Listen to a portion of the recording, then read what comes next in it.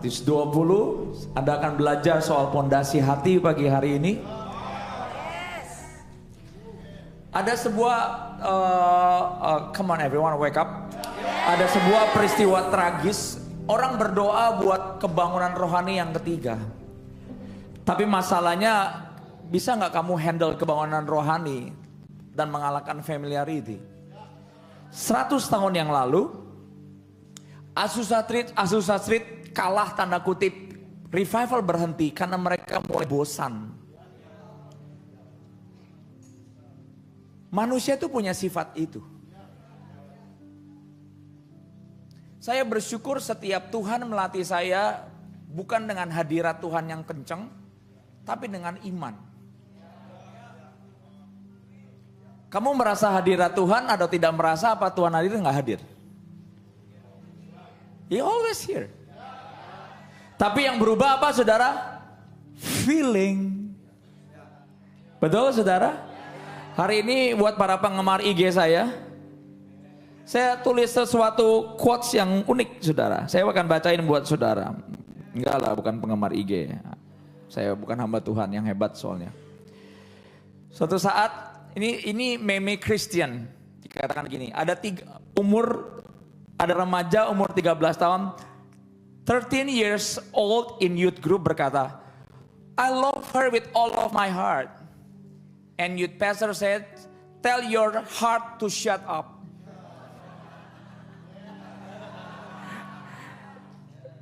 Yang di belakang Anda ngerti?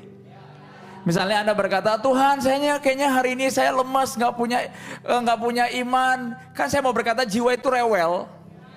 Apalagi lagi banyak tagihan dan banyak maunya, rewel dia. Ibu-ibu yang pernah punya anak tantrum siapa? Yang kalau nggak diikutin, wah guling-gulingan. Kalau Anda pelukin terus, Anda bisa dikendalikan mereka. Pada waktu Anda tinggalin and leave it alone, it won't hurt them. Saya waktu ke Amerika bareng Yvonne, Faith masih kecil, remember that time, wah Faith dahsyat. Kalau nangis saudara, gunung bagus hilang. Makanya saya bilang Yvonne, saya nggak mau ke Amerika lagi dengan 1 year kids old. It's destroy everything. Bukan masalahnya Faith, kasihan karena di Amerika perjalanannya 8 jam, nggak anak yang gede aja nggak tahan, apalagi anak kecil. Nggak mudah saudara. Dan wah nangis karena ya puji Tuhan saya punya roh pengertian saudara. Yang gede aja capek pegel. Ini anak kecil suruh di mobil 8 jam. Setiap perjalanan 8 jam. Wah dia nangis gak betah, kasihan. Makanya kalau saudara mau liburan sama keluarga, ke Bandung dulu aja deh.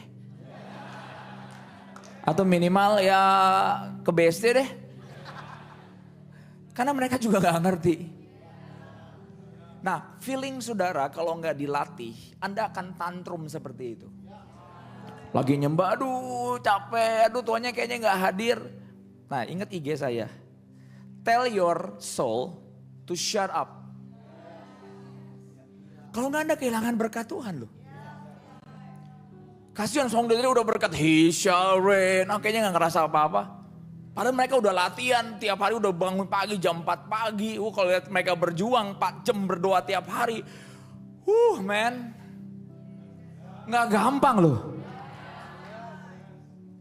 Saya langsung ngomong sama Tuhan, Tuhan. Ini doa mereka lebih panjang dari hamba Tuhan. Tapi pas waktu saya lihat buahnya, saya berkata Tuhan terusin Tuhan. Karena jiwa kalau nggak dididik, nggak bisa terima berkat. Makanya ada sebuah peristiwa tragis di mana kita pengen Azusa Street terjadi di Indonesia. Tapi bisa nggak gereja-gereja Anda yang hadir, nggak bosen?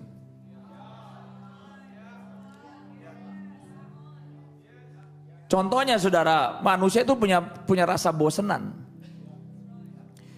Kalau saudara baru pertama kali ke hotel nginep sehari, pasti Anda bangun pagi menghabiskan semua buffet di breakfast itu, betul gak? Telur 4, roti tawar gitu. Saya waktu itu nginep saudara di Bandung. Ini intermezzo dulu ya, biar saudara relax. Bahwa harus tahu familiarity itu memang kills anointing sih. Dan kalau kamu ikutin, Tuhan gak bisa kerja loh. Karena tanpa iman, Anda gak bisa berkenan. Saya kalau makan pagi di hotel, saya tanya deh saudara, saya biasanya telur 1. Roti tawar 1, salad and buah. Tapi ada orang kalau pagi sarapan di hotel, wah udah pagi udah bangun, terus semua dimakanin. Saya berkata, wow. Nah tapi pas udah 4 hari ngindep, udah mulai. Dari telur 5, cuman 3. Mulai.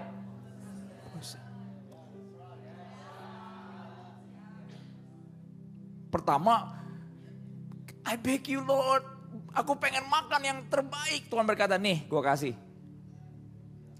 Sebulan makanya Tuhan bertanya sama overcomer dan para pasukan overcomer. 3 DNA, setahun heaven invasion. Wah semua orang euforianya tinggi soal penglihatan, encounter of God segala macam. Pada waktu bagian dibersihin Tuhan, capek Tuhan, gue lagi. Pada waktu Tuhan mendidik, aduh Tuhan. Saya kalau ngalamin begitu, saya kasih kuncinya. Saya berkata, Lord, I'm challenge myself. And I will die in your arm. Yang penting kau tidak pergi dalam hidupku. Dan tiba-tiba seperti IG tadi. I tell to my soul to shut up. Dan tiba-tiba kekuatan neraka selesai. Karena kekuatan neraka, suara neraka butuh media yang namanya jiwa. Orang Kristen pengen urapan, tahan gak sama jiwamu sendiri? Banyak orang meninggalkan gereja bukan gerejanya gak bagus loh. Karena jiwanya gak pernah direndam di sungai Yordan, di firman Tuhan, di hadirat Tuhan setiap hari di saat teduh. Anda coba tanya teman-teman saudara yang pintar firman Tuhan. Saat teduh gak? Mostly mereka, hamba Tuhan ini tahu. Khotbah ini gue tahu. Saat teduh gak? Karena itu bagian yang paling brutal menjaga kasih mula-mulamu dengan Tuhan. Mari kita buka firman Tuhan di Matius 20. Ada sebuah rahasia yang indah sekali yang saya pengen setiap hamba-hamba Tuhan, umat Tuhan hari ini dengar baik-baik. Matius 20 ayat 1. Saya minta Alkitab ada. Quick. Adapun hal kerajaan surga, seperti seorang pemilik kebun anggur keluar pada waktu pagi, mencari orang untuk bekerja di kebun anggurnya. Right? Sesudah itu dia dalam IMK-nya berkata, sesudah itu ia setuju membayar mereka, jadi ada agreement di situ. Right? Ada agreement, oke, kita deal ya. Kamu kerja sama aku jam 5 sore pulang, aku katakan 1 perak atau 1 dinar sehari. Dan ia menyuruh mereka bekerja di kebun anggurnya. Nah di ayat 4 ke ayat 3, kira-kira pada pukul 9 pagi ia keluar dan ada lagi orang-orang lain menganggur di pasar. Jadi buat informasi saudara, Tuhan gak suka orang nganggur. Right? Pastor, gaji saya kecil, yang penting jangan nganggur. Do something. I believe istrimu gak pengen kamu jadi milioner kok. Yang penting kamu kerja. Right? Ia menyuruh mereka ke kebun anggurnya. Dan ada lagi orang lain menganggur di pasar. Katanya kepada mereka, pergi jugalah kamu ke kebun anggurku. Dan apa yang pantas ku berikan, akan kuberikan kepadamu. Nah, di bahasa yang lainnya berkata, pergilah kalian bekerja di kebun anggur saya akan membayar kalian dengan upah yang, jadi yang pertama agreementnya 1 dinar, yang jam 12 dan jam 3 apa? Membayar kalian dengan upah yang layak. Ayat 20, pasal 20 ayat 6. Dan kira-kira pukul 5 sore, ia keluar lagi, Tuhan keluar lagi dan melihat masih ada orang-orang yang menganggur. Lalu ia bertanya kepada mereka, mengapa kalian berdiri terus seharian di sini dan tidak melakukan apa-apa? Nah, di ayat selanjutnya, ayat 7, karena tidak ada orang yang mengupah kami, atau kalau bahasa lainnya memperkerjakan kami. Nah, saya akan BMK-nya ini TB-nya, bisa ada BMK-nya. Oh ya, ayat 6, oke. Ya. Tidak ada orang yang memperkerjakan. Jadi kalau Indonesia yang lainnya mengupah, tapi BMK-nya lebih mantap lah. Tidak ada orang yang hire kami, mempekerjakan kami. Kalau begitu kata pemilik kebun anggur itu, pergilah kalian bekerja di kebun anggur saya. Titik. Petang hari pemilik kebun anggur itu berkata kepada mandornya, panggillah pekerja-pekerja itu dan bayarlah mereka upah masing-masing. Nah, saya tulis di sini. Anda mau melayani Tuhan dan ikut Tuhan, mau upahnya di awal dikasih tahu atau tidak ada perjanjian apa-apa?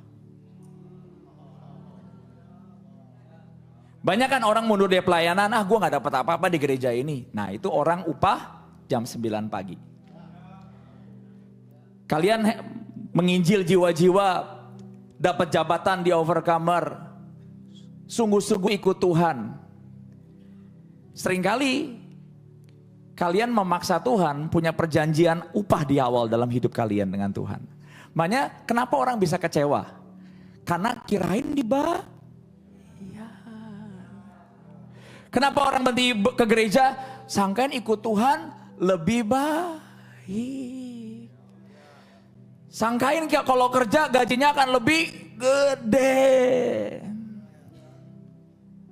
Salah nggak? Enggak. Just follow me pagi hari ini. Saya kalau khotbah itu menawarkan ke saudara, Anda mau di tingkat mana? Kalau Anda mau melayani karena upah, boleh. Kalau Anda ke gereja Overcomer karena sesuatu, boleh. Tapi Alkitab katakan ada orang yang di jam 5 dikatakan apa? Kami nggak ada yang hire kami. Nah, di ayat 10 saudara.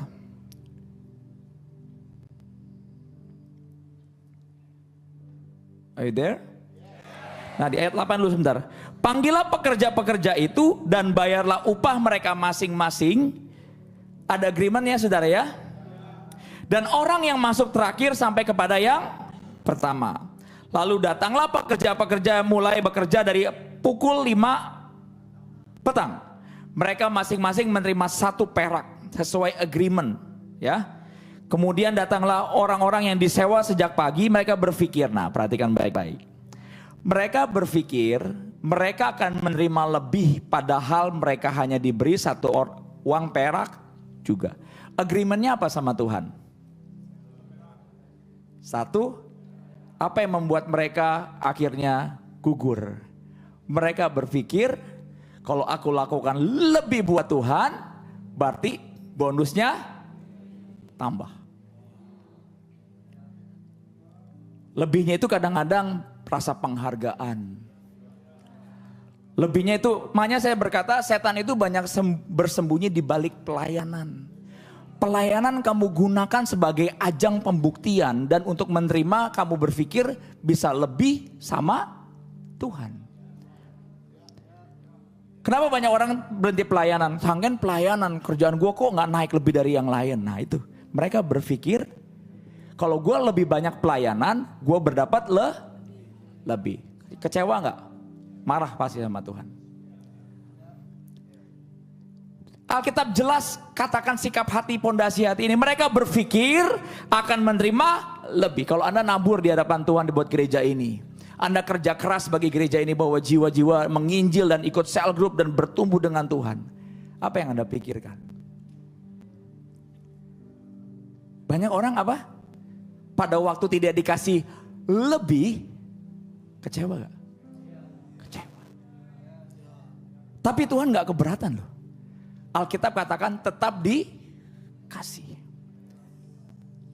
Makanya saya berkata kalau kamu ikut Tuhan karena sebuah agreement yang ada di dalam relung hatimu, one day Anda pasti kecewa sama Tuhan. Padahal dia Allah yang luar biasa. Kemarin ya saudara, saya tuh kalau renungin kebaikan Tuhan, lebih gampang bertobat. Nah, kenapa ada banyak orang susah bertobat? Ayo. Ininya kosong. Coba deh, kalau ininya kosong, gratefulmu hilang. Di gereja tidur, apa-apa harus dipaksa, hilang.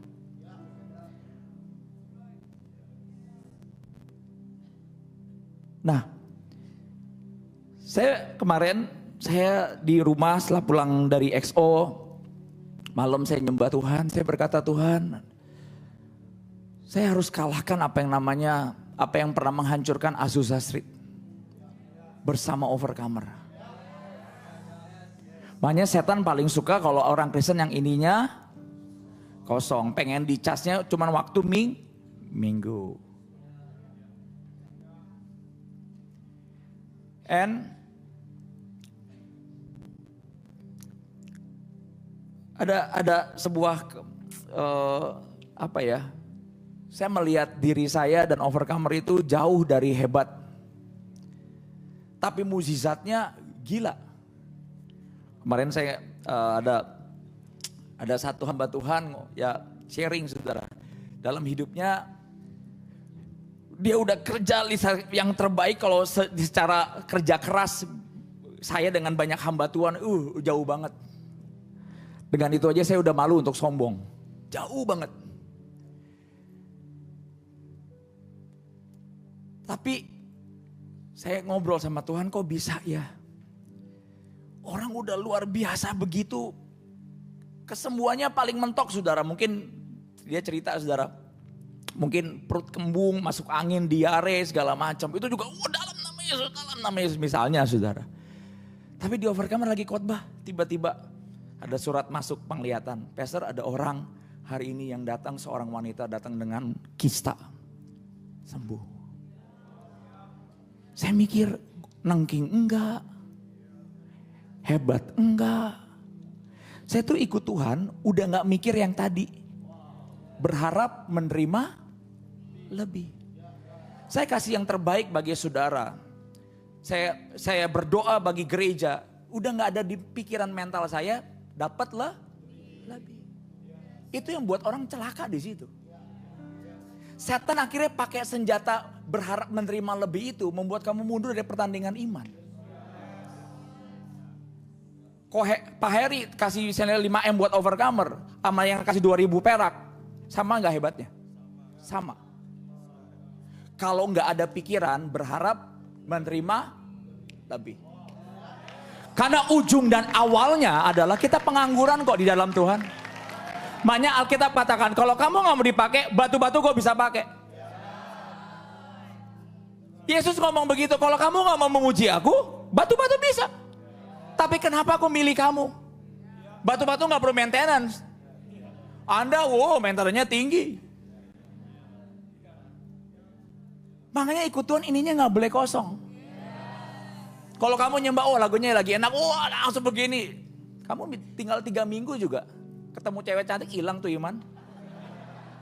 Atau yang wanita, dirayu terus gitu pakai multicon. Good night, hilang apa sih? Saya mau berkata gini, perasaan itu begitu deceive. Kenapa ada orang dari muda sampai tuanya kasih yang terbaik buat Tuhan? Nggak ada nyempil pikiran itu, berpikir menerima lebih. Tapi itu ada di orang yang dipanggil di jam 9. Makanya seringkali saya kenapa sembunyikan nama para pendoa yang pendoa Overcomer. Saya berkata selama 29 tahun ikut Tuhan, saya lihat banyak pendoa tuh paling mentok. Saya melihat terang.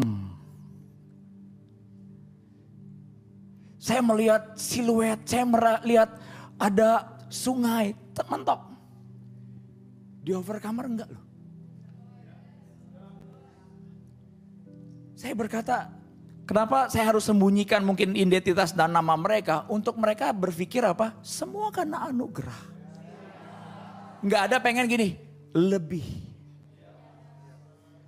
Banyak orang kecewa karena tidak ditreat oleh gembalanya atau gerejanya lebih.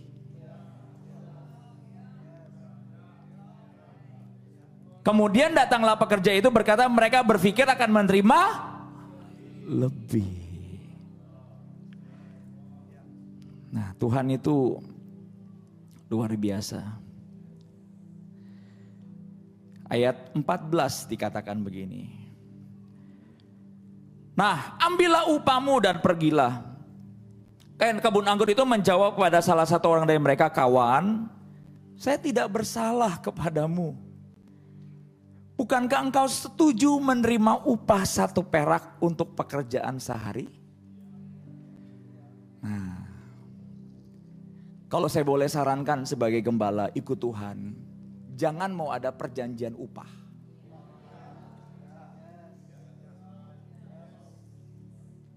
Nggak sembuh? Percaya. Belum diberkati? Percaya. Sakit meninggal? Percaya. Kalau ada agreement, kamu akan masuk ke area ini. Dan iblis selalu pakai ini, kok udah pelayanan, udah ikut homecoming, kok gak dipulihkan. Akhirnya kamu mundur. Katanya heaven invasion, kok saya terus yang belum dibersihkan Tuhan. Tadi saya nyembah pada waktu saya nyembah sama Tuhan. Perasaan saya berkata A sampai Z. Tiba-tiba di dalam doa saya berkata, Lord, let's do it together. Saya paling senang kalau gak ngerasa apa-apa. Karena iman saya naik dan menyala di hadapan Tuhan. Dan ternyata itu loh yang membuat Tuhan itu disenangkan. Tanpa iman, orang gak bisa berkenan kata Tuhan. Tapi imanmu bukan begini, oh karena disembuhkan, imannya naik. Gak bisa. Kesembuhan, uang, berkat, promosi bukan alat buat imanmu naik. Not at all. Jadi kalau berkata, Pastor saya mau bersaksi. Gaji saya naik, puji Tuhan iman saya naik. No, nonsense. Nanti 2 bulan lagi juga lu kurang merasanya. Iman it doesn't related dengan diberkati, dipromosi. Aduh, saya berkata kamu kerja rajin aja dipromosi kok. Ya orang Kristen, kalau kamu kerja di company, kamu jujur, kamu kerja dengan integritas, kamu punya skill, nggak perlu Yesus kan? Pasti kamu dipromosi kok. Saya berkata iman itu lebih dari itu. Justru iman tumbuh pada waktu kamu nggak terima banyak. Iman tumbuh sampai hari matimu. Kamu tetap cinta Tuhan, itu iman. Pastor, kenapa saya kalau doa dijawab terus? Ya karena Tuhan tahu. Ini masih Kristen di bawah. Ayatnya ada pada waktu Israel keluar dari Mesir, Tuhan tahu ini masih mental budak, dia nggak kasih mereka berperang. Karena Alkitab katakan takut mereka kecewa. Tapi kalau 3 DNA Tuhan berkata ini waktunya. Saya bersyukur banget gereja ini dibersihkan. Saya pada waktu dengar beberapa kesaksian kesembuhan di gereja Overcomer kemarin hari Kamis. Saya lihat lagi kesaksian Miss Nancy. Saya di situ berkata Tuhan kok bisa ya? Padahal saya nggak ngelakuin banyak. Mungkin pendoa melakukan lebih banyak dari saya. Mungkin Asher melakukan lebih capek dari saya. Tapi ternyata orang-orang yang tidak memikirkan lebih itu, kok upahnya sama. Kalau kamu ngalamin itu, apa feedback di hatimu ke Tuhan? Aduh, makin berkata Tuhan, terima kasih. Aku mengasihimu Tuhan. Saya kaget, saya seringkali itu nilai orang itu dari perbuatannya. Tuhan kalau orang ini wah kasih darahnya berarti lebih berkenan. Ternyata enggak begitu loh. Saya pas pulang nyadar. Ada orang yang sampai wah doa lebih bayar harga dari saya dan lebih baik dari saya. Ya, kesembuhan ilahinya biasa.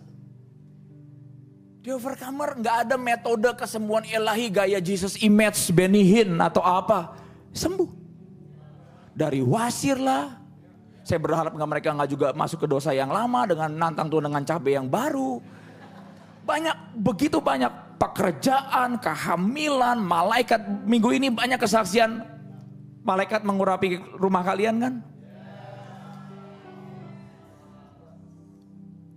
Saya yakin kita akan ngalamin anugerah Tuhan yang besar kalau kita nggak punya pikiran kayak tadi. Sehingga di masa penantian kamu akan berkata, oh iya memang saya beriman bukan untuk terima lebih. Saya melayani itu bukan untuk terima lebih. Akhirnya setan nggak bisa pakai pikiran itu untuk membuat saudara mundur dari pertandingan iman. Nah kita buka lagi. Kita nggak akan banyak, cuman ini. Ayat 14 tadi. Nah, ambillah upamu dan pergilah. Ini yang saya mau berkata, jangan suka punya agreement sama Tuhan. Misalnya gini, one day Tuhan mendatangi kalian. Mau apa? Tuhan, udah punya engkau aja sebagai piala dan hartaku itu lebih dari cukup. Jadi gak mau apa-apa? Enggak Tuhan. Engkau yang pilihkan yang terbaik bagiku. Tapi itu harus keluar dari hati loh ya, nggak bisa ngadalin Tuhan loh ya. Kalau hatimu penuh dengan keinginan dunia, aku berkata Tuhan engkau saja kata Tuhan. Aduh, saya tahu yang paling di dalam. Tuhan masalahnya nggak bisa dikadalin, apalagi lagi di Overcomer. Aduh, yang kebelet nikah, yang kebelet pengen kaya. Yang suka punya kebenaran diri, yang males, nganggap remeh, punya kesuaman, ditutup dengan pelayanan, wah kebuka semua. Saya lagi di rumah ngapain? Nonton film. Saya berkata memang gereja ini bukan milik saya. Dan milik raja, itu milik raja, segala raja. Nah, dikatakan begini. Ayat 14, are you ready? Overcomer, masuklah ke titik ini.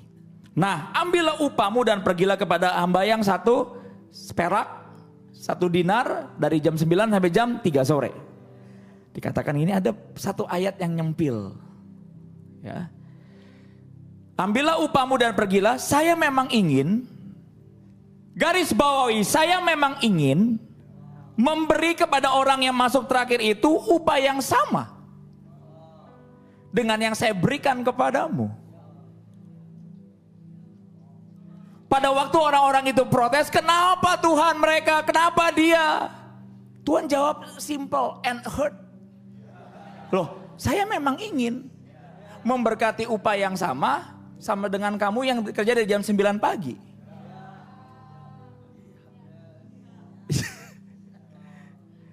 Nah, kalau Anda nyentuh Tuhan bagian ini, Anda udah gak dihitung kerja seberapa banyak. Makanya ada banyak anak-anak Tuhan di Overcomer, jemaat baru 1 tahun di Overcomer, berkatnya lebih dahsyat daripada yang 10 tahun. Kenapa Pak Gembala? Ya dia memang ingin. Ada yang udah doa bertahun-tahun gak dapat-dapat. Ada jemaat yang dilayanin, yang menyala-nyala bagi Tuhan. Mungkin ini knowledge-nya belum banyak, belum kenal hamba Tuhan. Malah dapat apa yang didoakan orang ini. Saya sebagai gembala, Pastor kenapa? Kenapa sebabnya? Apa saya kurang berdoa? Apa saya kurang pelayanan? Ya ini jawabannya. Dia memang ingin begitu. Anda kayaknya kecewa dengan jawaban saya. Ada di Alkitab masalahnya. Jadi kalau lihat ada orang yang diberkati, dilawat Tuhan, oh dia memang Tuhan memang ingin berkati dia. Nah, orang yang suka kepengen lebih karena merasa berbuat lebih, celakanya di situ. Pasti Anda akan kecewa sama overcomer. Karena di overcomer pelayanan gak bisa jadi tameng sekarang. Saya pernah lihat ada satu orang pelayanan, melayani jiwa-jiwa, dan mulai banyak yang tanda kutip ngekor, nurut dan segala macam. Terus tiba-tiba Tuhan ngebukan, perhatikan nak. Banyak orang berhenti di titik jiwanya itu. Karena pada waktu Anda pelayanan, orang kan berkati kamu. Kamu akan lebih dihormati dan segala macam. Kalau Anda berhenti di titik itu, kamu akan kehilangan bagian Tuhan yang ini loh. Tuhan berkata, oh udah dapat 1 dinar, oh ya udah. Aku lagi cari orang yang jam 5 sore yang aku pengen berkati aja.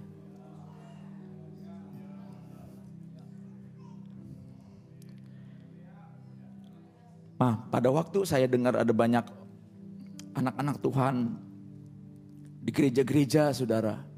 Saya bilang begini dengan with all my respect, saya berkata Tuhan, harusnya mereka lebih layak dari saya. Kenapa si jelek Berry Pratna yang dapat? Dan Tuhan berkata, saya minta anak kecil bisa ini. Dan Tuhan jelasin ini sambil saya terharu sekali. Repot gak kalau saudara udah kerja kayak orang gila, upahnya sama dengan orang yang jam 5 sore karena Tuhan lagi memang pengen berkati mereka. Nah, overcomer Anda kan gereja yang jauh lebih dari bagus kan? Kenapa banyak kesembuhan ilahi yang gak masuk akal selama 3 tahun ini? Tangan malaikat di rumah sampai orang berkata, masa sih ya? Gue juga mana tahu. Istilah gini, pembantu saya aja percaya. Kalau kamu gak percaya ya salah kamu. Mbak saya tuh percaya. Ini tangan siapa? Malaikat, Pak. Kok katanya. Oh ya udah. Tapi kalau arguin sama orang Kristen yang ininya udah konslet, masa sih kok bisa? Mungkin ada alien kali taruh. Saya berkata alien piye sih? Makanya kalau Tuhan melawat, akhirnya yang gak percaya siapa? Yang berdoa.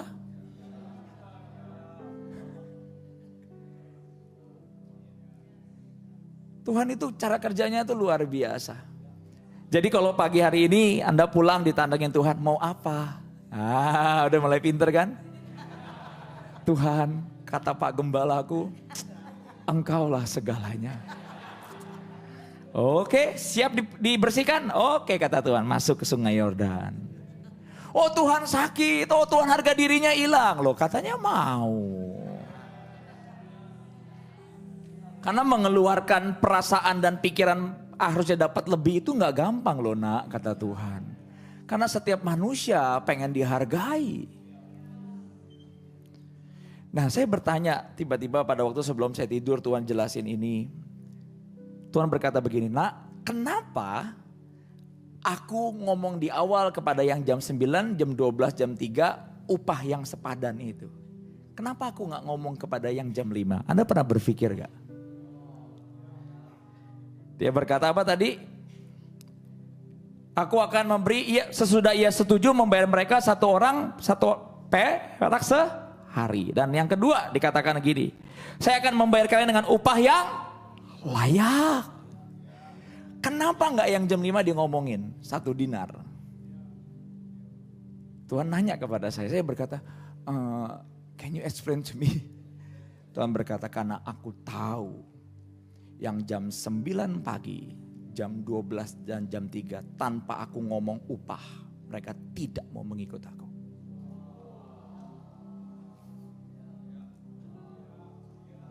Halo.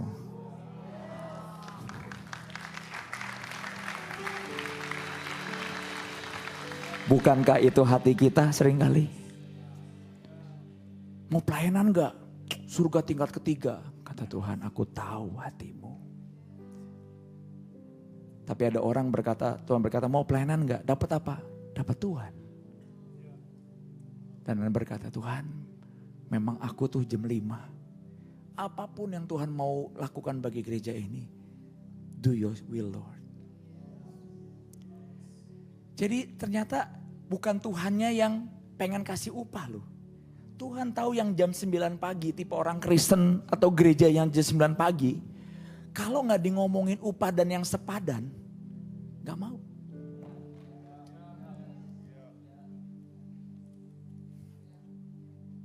Akhirnya Tuhan keluarin hatinya.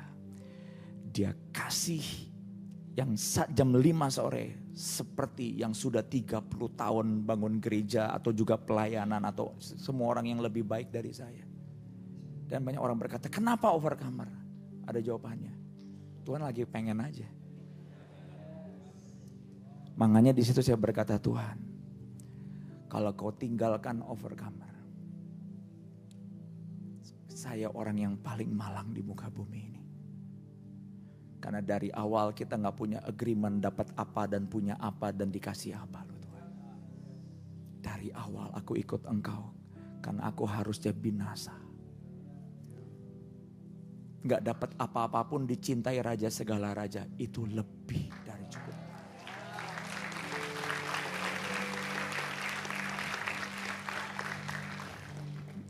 Dan tiba-tiba Tuhan ngomong begini, tahu kan nak kenapa?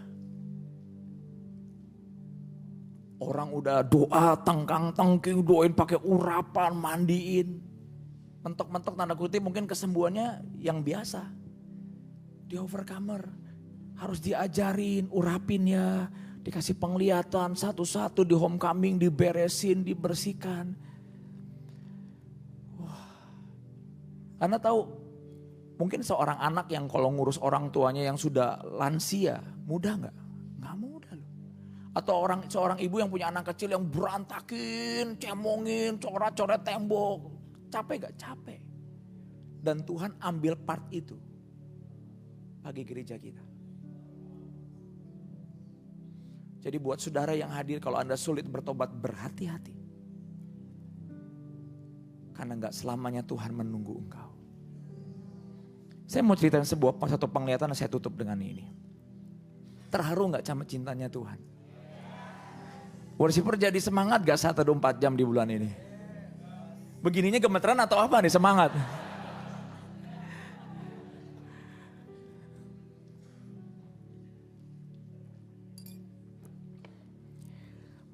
Saya bilang, Tuhan, kenapa engkau begitu mepetin overcomer untuk mengejar yang ilahi ini? Tuhan berkata, nak, waktuku singkat. Mereka yang tidak mau ikut, mereka bisa tinggal, tanda kutip, tinggalkan kereta ini. Karena rencanaku harus jadi. Saya akan bacakan sebuah penglihatan yang membuka mata saya dan saudara. Dan ternyata mirip sama khotbah saya hari ini. Are you ready?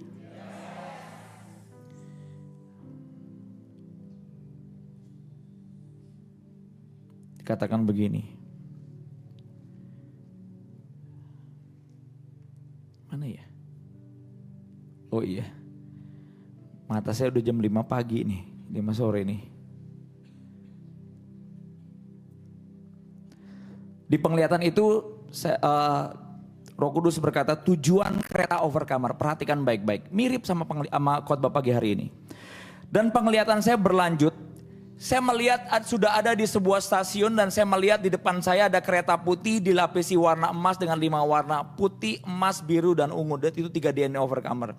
Dan di atas di atas kereta itu ada tulisan Overcomer Church. Dan saya langsung tahu kalau ini adalah kereta overcomer. Dan saya melihat di stasiun ini ada orang-orang yang masuk kereta. Dan gak lama kereta ini berjalan secara cepat, sudah sampai di stasiun selanjutnya. Dan pada waktu kereta overcomer berhenti, di stasiun yang kedua, ada orang-orang yang masuk, jiwa-jiwa baru. Tapi juga ada yang keluar dari kereta overcomer. Dan secara cepat masuk lagi ke stasiun yang ketiga. Dan saya melihat kejadian yang sama, ada orang-orang baru masuk ke gereja stasiun kereta overcomer atau lambang gereja overcomer.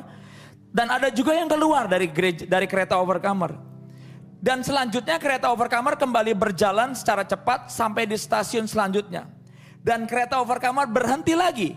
Dan ada orang yang masuk, tapi juga ada orang yang keluar. Sampai ke stasiun kelima, itu generasi 5 terakhir gereja overcomer. Jadi Tuhan akan datang di generasi 5 gereja ini. Itu kenapa worshiper yang tanda kutip yang dulu kelihatannya bagus, dipepet Tuhan, dibersihin untuk bisa dipakai one day bagi kerajaan Allah. Dan dikatakan begini, seketika Roh Kudus hadir dan berkata, apa maksud dari kereta ini? Perhatikan baik-baik, overcomer. Roh Kudus berkata, pasti engkau bertanya kenapa ada orang yang masuk dalam kereta tetapi ada juga yang keluar dari kereta ini. Saya nggak pernah ngalamin 29 tahun. Ngalamin penglihatan seperti pendoa di overcomer hari ini. Orang-orang yang bodoh, yang biasa, yang nggak punya apa-apa, boro-boro ngarap upah, bisa dipakai aja udah kata orang Singapura ban-ban kamsia banget gitu. Karena orang punya mental begitu, bisa dipakai Tuhan lama. Karena di pikirannya nggak ngarap lebih memang. Dan Roh Kudus berkata, kenapa ada orang yang masuk dalam kereta ini tapi juga ada yang keluar? Saya bisa berkata di dalam penglihatan itu, karena sebuah tujuan mereka, saya berkata apakah karena sebuah tujuan jadi mereka keluar dari kereta overcomer?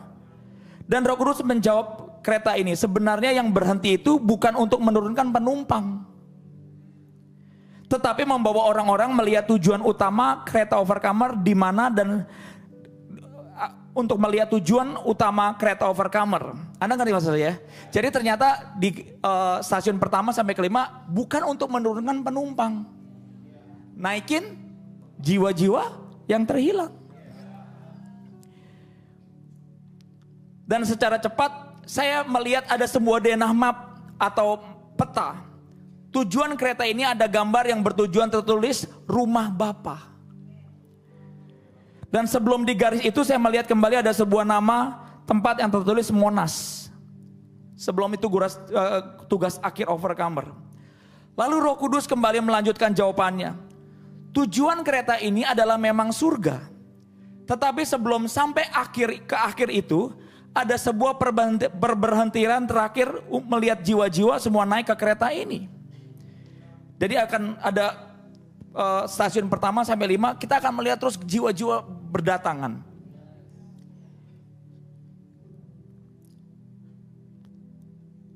Untuk terakhir melihat jiwa-jiwa semua naik kepada kereta ini dan membawa kepada rumah Bapa di surga.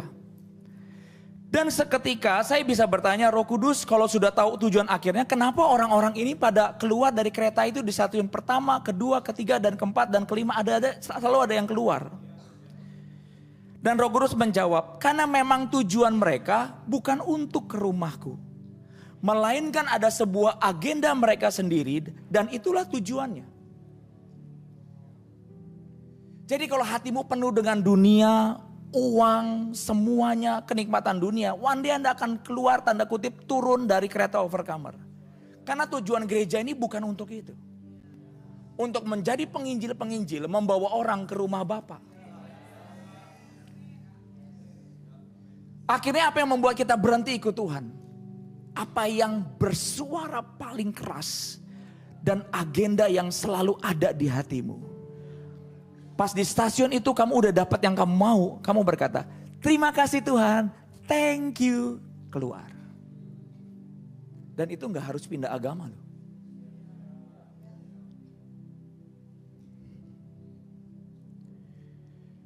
Sebab itu melainkan ada sebuah agenda mereka sendiri dan itulah tujuannya. Sebab itu perhatikanlah di apa yang terjadi di dalam kereta saat banyak orang masuk ke dalam kereta.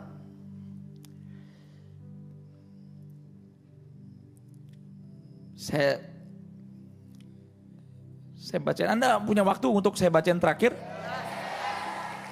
Karena ini such a heavy loaded, berbobot. Jadi Anda jangan pernah, mungkin Anda anggota komsel atau sesama melayani Tuhan jemaat, kok gak ke gereja lagi? Simple, agendanya udah dapet. Jangan ditangisin, cari jiwa-jiwa baru yang terhilang. Ironik gak saudariku Tuhan?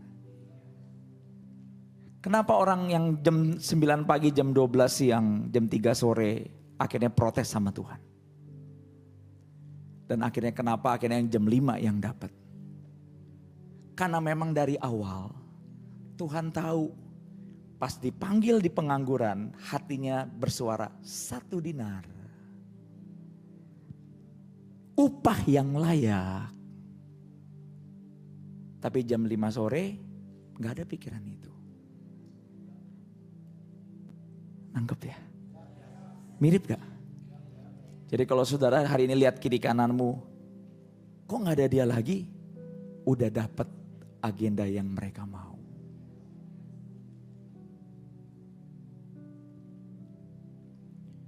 Makanya kalau Tuhan di tengah-tengah kita dalam kekudusannya, semua terbuka. Pernah gak diajarin di tempat lain seperti ini? Saya aja gak pernah ngerti loh. Termasuk kita sebagai hamba-hamba Tuhan cuman sampai di stasiun mungkin kelimpahan. Stasiun kenyamanan. Stasiun jumlah yang terbesar. Tapi kita lupa. Bukan itu tujuan Tuhan.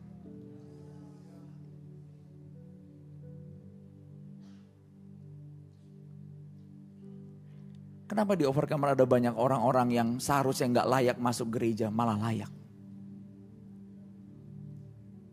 Karena Tuhan tanda kutip letih berurusan dengan orang-orang yang punya agenda dan turun di tengah jalan.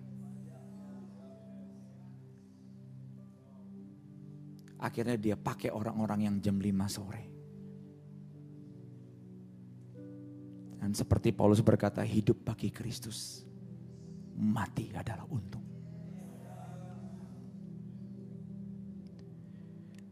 Saya lanjutkan tentang penglihatan ini. Roh Kudus berkata, dan ada yang kedua. Dan saya bisa berkata kepada Roh Kudus, kalau saya tahu tujuan akhirnya ke surga, kenapa masih ada orang-orang yang berhenti di stasiun 2 sampai 5 dan terus berkata karena mereka memang tujuan mereka bukan untuk ke rumahku, melainkan ada sebuah agenda mereka sendiri dan itulah tujuan mereka. Sebab itu perhatikanlah di apa yang terjadi dalam kereta di saat banyak orang-orang masuk dalam kereta Overcomer. Seketika saya melihat dua bentuk adegan. Di saat orang masuk ke dalam yang pertama, orang-orang masuk ke dalam yang pertama, di saat orang-orang masuk mereka hanya duduk berdiam dan ada juga yang berdiri. Dan seketika ada seorang berjalan dan menagihkan setiap karcis orang-orang ke dalam kereta tersebut. Dan penagih karcis itu hanya berkata, oh kalian hanya di stasiun ini. Kalian tidak mau sampai selesai. Mereka bertanya penagih karcis itu. Karena di ujungnya kalian akan bertemu Tuhan Yesus loh.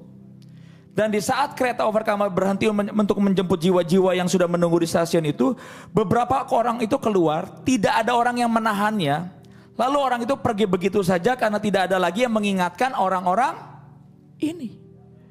Dan ada adegan yang kedua, perhatikan baik-baik yang terakhir. Kejadiannya sama seperti yang pertama, saya melihat penagih karcis itu datang dan mulai menagihkan setiap karcis-karcis para penumpang. Tetapi saya melihat orang penagih ini di saat meminta karcisnya terus memperkatakan untuk para penumpang, jangan turun di stasiun selanjutnya, tapi berhentilah di stasiun terakhir karena ada Tuhan Yesus. Dan begitu banyak orang-orang yang baru datang mendengar hal itu. Dan saya melihat di perbernian selanjutnya ada yang mau turun ke stasiun selanjutnya, tetapi orang itu gak jadi turun. Karena orang-orang itu bertahan. Karena diingatkan, karena di ujungnya ada Tuhan Yesus. Dan beberapa di antara mereka yang mau turun tidak jadi turun. Karena mengingat kembali. Katakan baik-baik, mengingat kembali. Di ujung perberhentian kereta ini akan ketemu Tuhan Yesus. Tetapi ada yang juga tetap kekeh keluar karena tujuannya memang tidak mau ketemu Tuhan Yesus karena ada dua agenda. Nah ini yang terjadi di Overcomer selama 3 tahun ini, dibersihkan kami hamba-hamba Tuhan untuk tidak punya dua agenda. Makanya ada banyak anak Tuhan atau umat Tuhan gak mau bertemu dengan kekudusan Tuhan. Karena kekudusan Tuhan itu mempunyai magnet yang membuat kita yang di dalam itu tiba-tiba muncul ke permukaan. Kalau Anda tukang koruptor, penjina, pembohong, serakah, pembenaran diri sendiri, sombong, itu tiba-tiba kayak ada magnet keluar. Oh ini loh busuknya hidupku. Nah orang gak tahan itunya. Dan berpikir Tuhan jahat. Indahnya Tuhan saat datang mengunjungi gereja ini bukan masalah penglihatan. Masalah yang di dalam ini tiba-tiba keluar. Dan saya berkata, oh aslinya Barry itu begini busuknya. Tuhan bersihkan. Ubah aku. Makanya setiap ada hamba Tuhan datang ke overcomer, Tuhan tuh selalu ngulurin tangannya dan berkata, nak hambaku di overcomer kamu gak akan melihat apa-apa. Kamu gak akan lihat sebuah pertunjukan, demonstrasi atau apapun. Kamu cuma akan melihat kasih mula-mula. Karena aku di tengah-tengah kalian.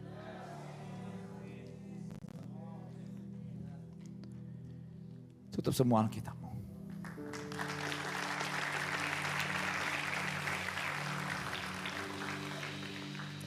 Haleluya.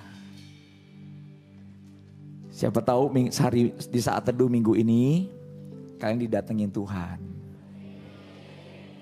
Nak, mau apa?